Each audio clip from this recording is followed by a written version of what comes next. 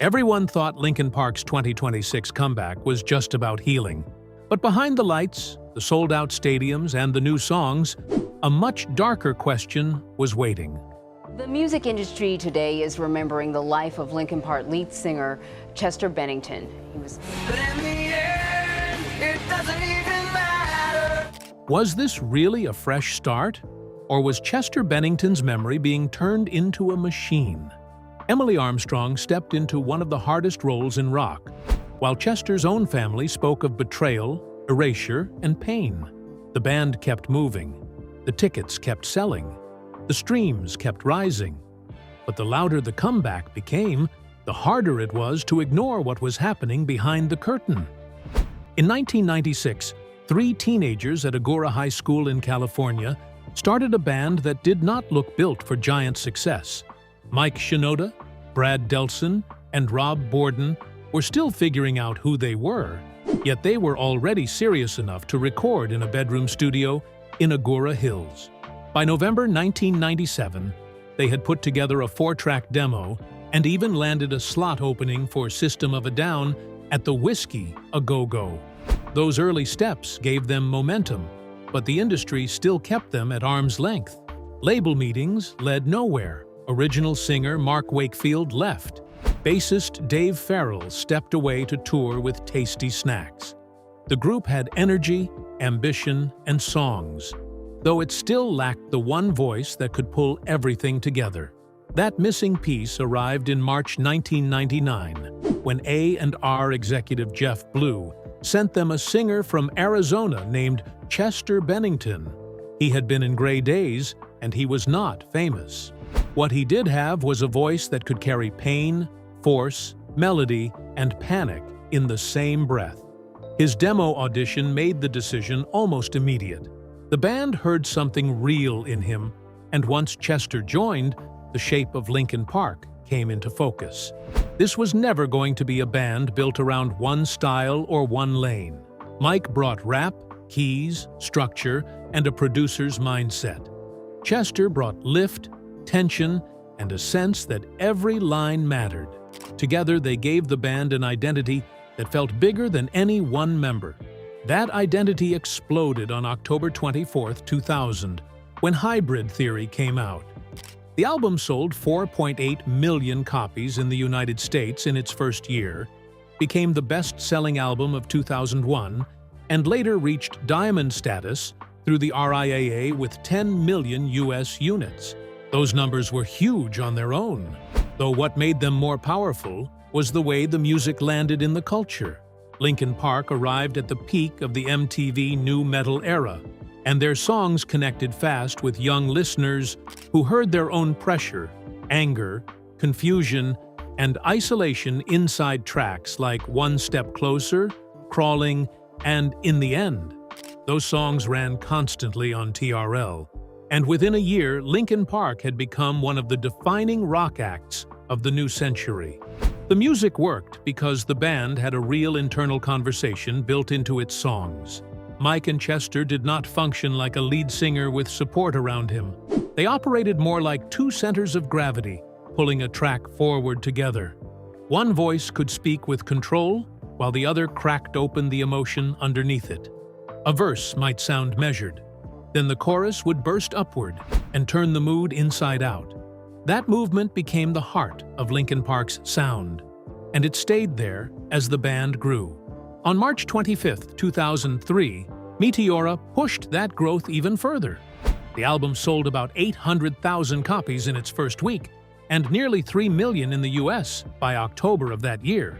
Then, Minutes to Midnight arrived on May 15, 2007, and debuted at number 1, with more than 623,000 copies sold in its first US week. Across those first 3 major releases, Linkin Park built a commercial standard that very few rock bands could ever match. By then, they were no longer just a group with hit songs. They had become a global brand with layers around the music. The Linkin Park Underground Fan Club launched in 2001. Project Revolution gave them their own touring platform. Their music moved into film through Transformers. Their charity work expanded through Music for Relief. Machine Shop which began in 1999 as their in-house company, kept growing into something broader and more strategic. Linkin Park sold albums, but they also moved tickets, merch, partnerships, and cultural presence on a global scale. That scale would make the next chapter even harder. On July 20, 2017, Chester Bennington was found dead at his home in Palos Verdes Estates, near Los Angeles. He was 41 years old. The coroner ruled his death a suicide by hanging. Reports quickly spread across the world.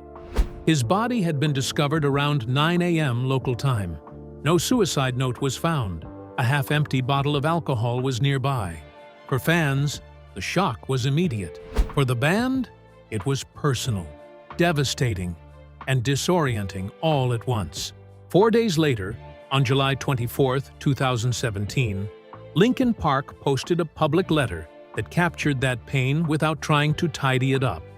They called Chester their brother. They wrote about shockwaves of grief and denial. They said they did not know what path their future might take. That line carried weight because it was honest. Linkin Park had always felt solid, even when their sound changed. For the first time since Hybrid Theory, the band's future felt genuinely uncertain. In the days that followed, grief and commerce moved side by side in a way that felt harsh, but predictable. Streams surged, downloads jumped. One More Light, which had only been released on May 19, 2017, climbed back up the charts. Songs like Numb and In the End returned to the top ranks of digital sales. Music videos collected millions of extra views in a matter of days. The band's loss was real, though the machinery around the band kept converting that loss into numbers, rankings, and revenue. That tension would stay in the background of the story from that point forward. Still, the public mood around the band stayed focused on mourning rather than rebuilding. There was no talk of auditions, no attempt to rush out a solution, and no effort to package a neat next step. Mike Shinoda later dismissed the idea of something like a Chester hologram and made it clear that emotional recovery came first. In October 2017, Linkin Park played a massive tribute concert at the Hollywood Bowl. It was moving, communal, and important. Then the band went quiet. That silence lasted years. Mike processed his grief through his solo project, Post-Traumatic, released on June 15, 2018. The songs were direct, raw, and close to the wound. He toured under his own name, and that choice mattered. He could still perform. He could still write. He could still step on stage. Yet he was not presenting that work as a new version of Linkin Park. During those years, much of the outside world started writing about the band in the past tense. Coverage around anniversary editions, box sets, and catalog releases often treated Linkin Park like a legacy act managing its archive. Fans never fully accepted that frame. Every studio picture, anniversary project, remix, or vague comment from Mike set off new speculation. People watched for clues because they did not believe the story was over. That belief became even more meaningful as the business side of the band remained active behind the scenes. Linkin Park was still too large, too valuable, and too deeply embedded in the industry to simply disappear without questions being asked. There were albums, licenses, merch operations, touring relationships, and a name that still carried major weight around the world. By early 2024, those questions started shifting into concrete planning. Reports emerged that Mike Shinoda, Brad Delson, and Dave Farrell were in talks with the major booking agency WME about a possible return. Festival dates for 2025 were being explored. A female vocalist was part of the internal discussion. That last point mattered because it showed the band was not looking for a clone of Chester. They were thinking in terms of chemistry, direction, and long-term viability. Then the rumor escaped into public view. On March 30, 2024, Orgy frontman Jay Gordon said on a podcast that he had heard Linkin Park had a girl singer now. The comment spread fast. He later tried to walk it back, though by then the idea was out in the open. The fan response was immediate and intense because the subject touched the deepest emotional part of the band's identity. Chester had not just been the singer. He had been half of the engine.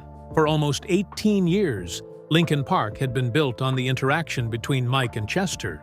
Replacing one part of that dynamic with a single new frontman had always felt difficult. A female vocalist suggested a different path, and that possibility pulled people in even harder. The speculation soon drifted toward Amy Lee of Evanescence, mostly because fans saw her as an obvious fit on paper. She had the voice, the reputation, and the early 2000s connection, yet she publicly said she had never been contacted and knew nothing about joining the band. Her response revealed how eager the rumor mill had become. By that stage, almost any female rock singer with enough profile could be cast into the role by public imagination alone. While that chaos built online, the real story had begun years earlier. Emily Armstrong, best known as the singer of Dead Sarah, had already been in the picture since 2019. She was not a viral pick or a sudden hire. Dead Sarah had formed in the early 2000s, and Emily had spent years earning respect in rock circles. Their self-titled debut album arrived in 2012, and the single Weatherman helped establish her as a powerful live vocalist. She was seasoned, experienced, and used to the demands of a working rock band, even if she had never lived at the level of mainstream celebrity attached to Linkin Park. Her connection with Mike started quietly through writing sessions in 2019. At that stage, there was no formal audition and no grand announcement waiting at the end of the process. Mike was trying ideas with many people, and the sessions with Emily were simply part of that broader search for creative movement after years of grief. Then the pandemic hit in early 2020, and everything paused. The work went cold for a while. Later, when Mike called her back to continue, the project still carried uncertainty. The songs had room to grow, though the destination was not yet fixed. Over time, that changed. Mike has spoken openly about how hard it was after Chester's death to hear any voice other than his own inside a possible Linkin Park song. He carried what he called audio baggage. That phrase gets at something simple and painful. His mind had been shaped by years of hearing Chester in that space, so every alternative felt wrong at first. Then Emily's voice kept showing up on new material, and slowly the resistance gave way. A point came when hearing her on those songs no longer felt like an experiment. It felt natural. It felt emotionally possible. Most of all, it felt like Linkin Park again. That turning point was important because it framed the comeback as an organic process instead of a cold business move. At the same time, secrecy became part of daily life for everyone involved. Mike later admitted that while he was publicly promoting solo work in 2023, he was also privately making what would become new Linkin Park songs. Emily described how the secrecy affected her social life too. She kept a low profile because she did not want to say the wrong thing in a casual moment and reveal the plan. The circle around the project grew larger with writers, collaborators, video teams, managers, and industry partners, yet the secret mostly held. That alone is remarkable given the scale of the operation.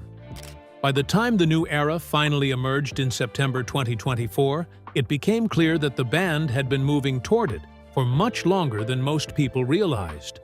The return was not a sudden switch pulled after 7 empty years. It was the result of grief, caution, testing, silence, and slow rebuilding. Linkin Park had always been both a group of people and a global machine. Those two truths lived together uneasily after Chester died. One side of the story was about friendship, loss, memory, and the fear of moving too soon. The other side was about legacy, infrastructure, demand, and a name with enormous power in the market. On 5th of September 2024, Linkin Park broke a 7-year recording silence with a live stream that felt carefully built to shock the world. It was part concert, part interview, part video premiere, and it pulled in hundreds of thousands of viewers. The band moved through familiar songs like Crawling, Numb, and In the End, which gave fans a sense of comfort for a moment. Then, the ground shifted. They unveiled a new single called The Emptiness Machine, announced a new album titled From Zero for 15th November 2024, and Mike Shinoda introduced Emily Armstrong as a new co-front person and Colin Britton as the band's drummer. At the same time, they confirmed a global tour beginning on 11 September 2024 at the Kia Forum in Los Angeles. What began as a reunion instantly became something bigger. It was a reset. That is what made the moment so charged. From Zero was never going to be treated like an ordinary release, because it was the first full Linkin Park album since Chester Bennington died on 20th of July 2017. The record carried the weight of grief before anyone even heard it. It also carried the pressure of change. Emily Armstrong and Colin Britton were not presented as temporary additions passing through for one album cycle. They were introduced as part of the band's new shape, which meant the core lineup had been altered after nearly 2 decades of stability. By that point, the working version of Linkin Park was Shinoda, Hahn, Phoenix, Armstrong, and Britton, with touring guitarist Alex Feeder filling in live for Brad Delson. That group was then placed on a world tour expected to stretch through June 2026, so the comeback did not feel tentative. It felt official. The first song made that even clearer. The Emptiness Machine arrived as the comeback single and took center stage at the Kia Forum on 11 September 2024 before it hit streaming in the same week, which is unusual for a rock song in 2024. Critics praised the track as a strong return and focused on Emily Armstrong's ability to switch from raw screams to melodic lines without losing intensity. Yet that same song also became the spark for a fight that spread across the fan base. For some listeners, hearing a new voice carry lyrics tied to pain and absence felt exciting. For others, it felt like a boundary had been crossed. The single turned into a symbol long before the album had a chance to speak for itself. Soon the backlash moved beyond ordinary fan arguments. Chester Bennington's son, Jaime, publicly accused Mike Shinoda of erasing his father's life and legacy. His anger was tied not only to Armstrong joining the band, but also to the way the reveal was staged. The countdown, the scale of the livestream, the sense of celebration, all of it hit harder because it came 7 years after Chester's suicide. The band never gave a direct public response to Jaime's accusation or to the disapproval voiced by Chester's family on social media. That silence gave the controversy more room to grow.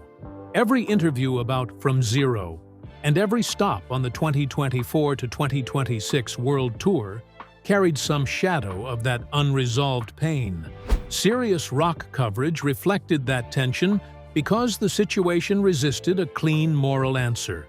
Writers and editors kept circling the same hard truth. Chester's children were forced to watch their father's band restart in front of millions, and that had to be deeply painful. At the same time, the surviving members had also spent 7 years grieving in public, and any path forward was always going to be judged. That became the tone of much of the more thoughtful coverage. Everyone involved was carrying grief. Everyone was exposed. Every choice came with a cost. Once the tour began, the argument only grew louder because the comeback was clearly working. The From Zero World Tour was announced on 5 September 2024 and opened on 11 September at the Kia Forum in Los Angeles. The first 6 arena dates in Los Angeles, Brooklyn, London, Hamburg, Seoul, and Bogota sold out so quickly that more than 50 additional shows were added across 2025. By the middle of that year, the run had expanded into a broad campaign with 2 U.S. legs, a full European stadium summer, Europe, North America, South America, and Australia. Then the schedule stretched again into 2026, with dates listed through $30 June 2026, at Letzigrund Stadium in Zurich. Success did not calm the debate. It intensified it because every sellout show looked like proof of opposite things, depending on who was watching. The stage itself told the story of change before the music even did. Emily Armstrong stood beside Mike Shinoda as co-lead vocalist. Colin Britton took over behind the drums in place of founding drummer Rob Borden. Alex Feder handled Brad Delson's live guitar role. The visual style also shifted. From late 2024 onward, the shows leaned into harsh LED walls, heavy strobes, and rapid camera cuts shaped around Armstrong's physical movement. The older Linkin Park setup had often felt more grounded, with Chester and Shinoda driving the center while Delson and Borden anchored the edges. This new version looked more restless and more cinematic. Fan reactions through 2025 kept returning to the same point.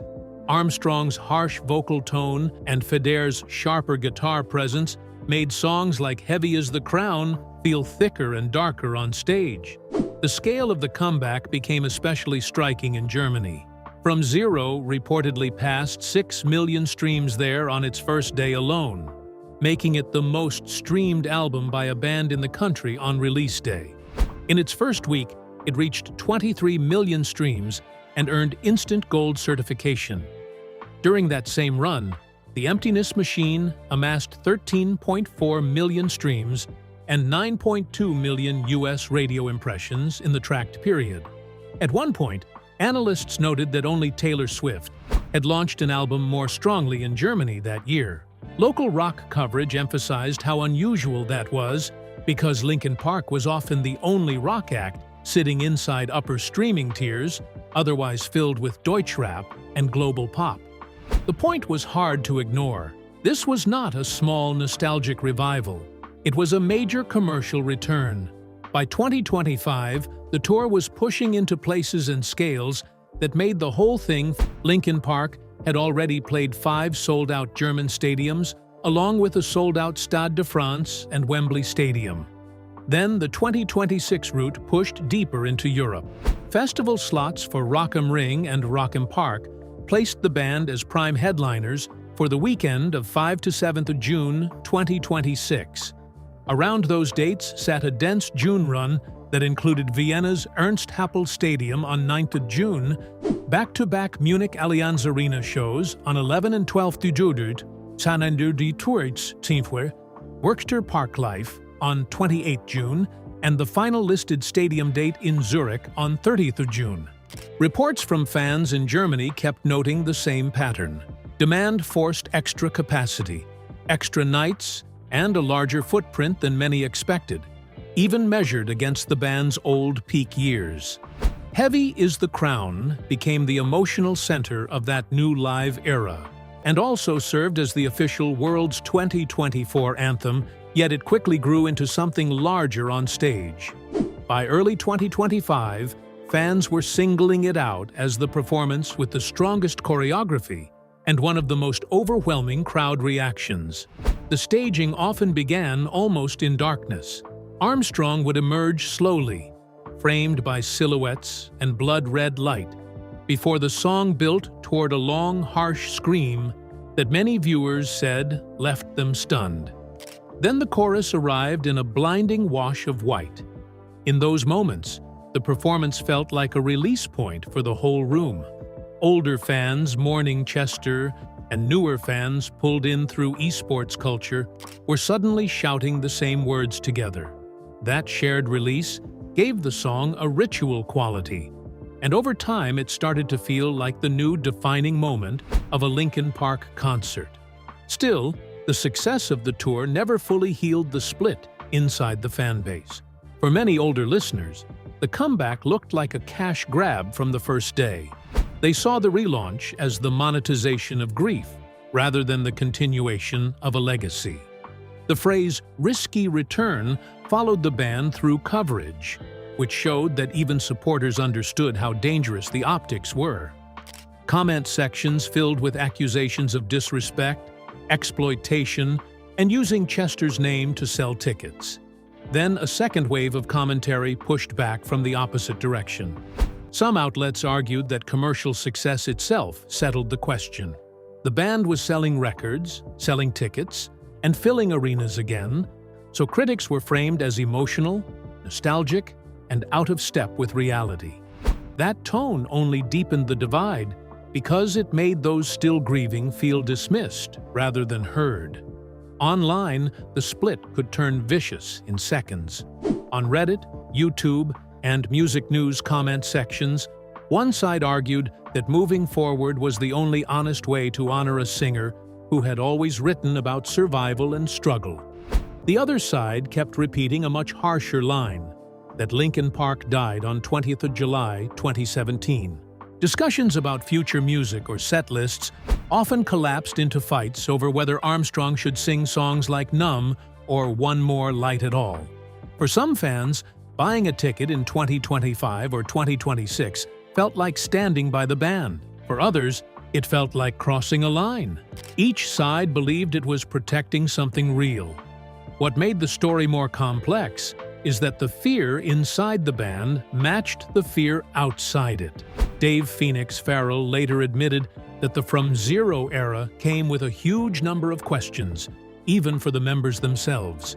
He described sleepless nights and spoke openly about worrying that the tour might be embarrassing, ignored, or hated. He knew fans might see the new lineup as an insult to Chester's memory. Yet he also said that letting fear decide whether they made art would have been the wrong reason to stop. That detail matters because it pulls the story away from easy assumptions.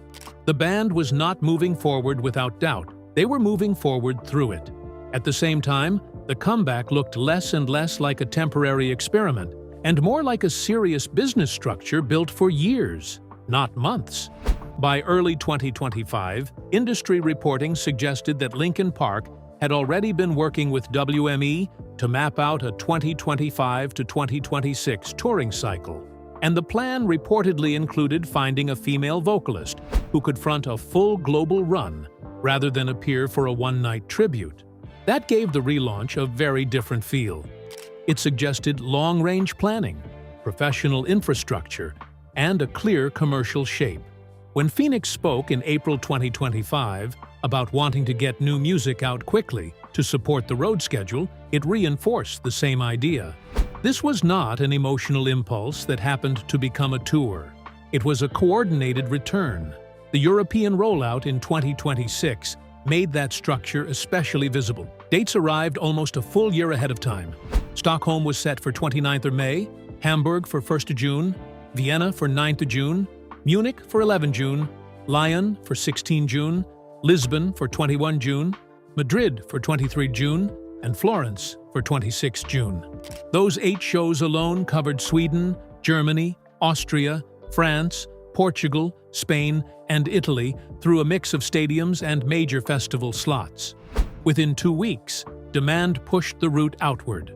A second Munich Allianz Arena show was added for 12 June, then extra nights appeared in Hamburg and Madrid, and Worcester Parklife in Belgium landed on 28 June. What first looked like a clean run of dates became a much larger European stadium push. Even ticket access reflected the scale and design of the comeback machine. The 2026 presale structure gave LPU Legacy members first access at 9 a.m. local time on 3rd June, followed 2 hours later by LPU Passport Plus, a paid upgrade tier that offered another early window. Only after those fan club stages did general on-sales arrive, with Hamburg and Munich opening on 5th of June at 9 a.m., followed by Stockholm, Vienna, Lyon, Lisbon, Madrid, and Florence on 6th June at the same time. That system turned the band's most committed supporters into the earliest layer of revenue. From Zero was not treated as a closing statement. It looked more like the opening part of a longer cycle. In April 2025, Phoenix explained that he specifically named Let You Fade and Unshatter as songs being completed for the deluxe edition of From Zero, which arrived on 16th May 2025. By early 2026, Fans were already talking about more unreleased tracks from the same sessions and newer ideas being developed during the tour itself. That kind of speculation kept the comeback alive between releases. Instead of one album and one tour, Linkin Park now seemed to be building a longer arc that could stretch beyond the current run. By January 2026, fan discussions were already trying to predict the next stage. Some expected a new single by late 2026 and an album in early 2027. Others thought a full release around summer 2027 sounded more realistic. That constant speculation kept the band in headlines, in playlists, and in recommendation systems long after the initial shock of the 2024 live stream had faded. The comeback was no longer one dramatic event. It had become an ongoing narrative, and every rumor, date, interview, and added show fed it. There was another layer to that narrative, one that made the whole thing feel darker. When Chester Bennington died on 20th of July 2017, Linkin Park's catalog streams in the United States reportedly exploded by 730%, rising from 1.5 million to 12.6 million plays in a single day. Album and song sales surged by more than 5,000%. Years later, the return with From Zero converted that old emotional bond into modern scale. The album opened at #1 in the UK in November 2024 with 37,826 consumption units. Now it sat inside a global catalog engine with massive reach. That put Emily Armstrong in one of the most exposed roles in modern rock. She became the band's first female lead vocalist on 5th September 2024 and stepped into a space shaped by a voice millions of fans still carried in their heads. Mike Shinoda said her voice was the first outside one that finally felt right on his demos, which meant every new song had to pass an invisible test. It had to feel like Linkin Park to the people making it, but also to listeners who still tied that feeling to Chester. Her role carried enormous pressure because acceptance was never going to come from technique alone. It had to come through emotion, memory, and time. At the center of all of this sat a pain the band could not manage through performance or strategy. Chester's mother, Susan Eubanks, said she had been promised the band would tell her before any reunion took shape. Yet she learned through Google in September 2024 that Linkin Park had already introduced Armstrong, announced a new album, and revealed a tour. She later said she felt betrayed and believed the band was trying hard to erase the past by putting another singer on her son's songs. Chester's son Draven also criticized the move and said his father's legacy was being erased in real time. Then came the ugliest part. Members of the fan base turned on them too, and that pushed family grief into public combat.